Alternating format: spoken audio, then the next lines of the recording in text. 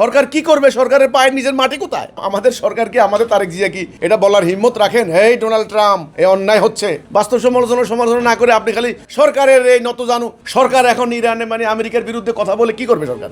আসল কথায় আসেন, পুরো জাতি 18 কোটি মানুষ একটা কথার উপরে ঐক্যবদ্ধ হন যে আমরা আল্লাহর বিধান ছাড়া কারো বিধান চাই না, লা ইলাহা ইল্লাল্লাহ। তবে আমাদের প্রধানমন্ত্রী, আমাদের সরকার বাঘের মতো কথা বলবে। বাংলাদেশ আমেরিকার ঘেঁষা নীতি গ্রহণ করছে।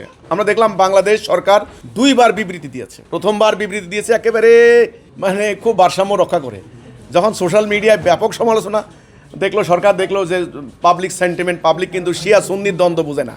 পাবলিক বুঝে মানে আমরা ধর্মপ্রাণ মুসলমান সাধারণ মানুষ বুঝে যে ইরান একটা রাষ্ট্রকে ধ্বংস করে দেওয়া হচ্ছে, এটা অমানবিক কার্যক্রম। এখানে শিয়া কি সুন্নি এটা আলেম ওলামাদের ব্যাপার, এটা আলেম ওলামারা এগুলা জানে, কেটা শিয়া কেটা সুন্নি। সাধারণ ধর্মপ্রাণ মানুষ কিন্তু এগুলা নিয়ে কোনো ওদের কোনো মাথা ব্যথা নেই। তো সরকার যখন দেখলেন যে অলরেডি মানে ভারসাম্যপূর্ণ হয়নি, জনগণের সেন্টিমেন্ট বুঝে তখন আরেকবার বিবৃতি দিয়েছেন, দ্বিতীয়বার বিবৃতি দিয়েছেন।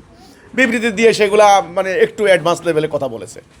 বাংলাদেশ সরকারের পরিস্থিতি আপনারা বুঝতে হবে।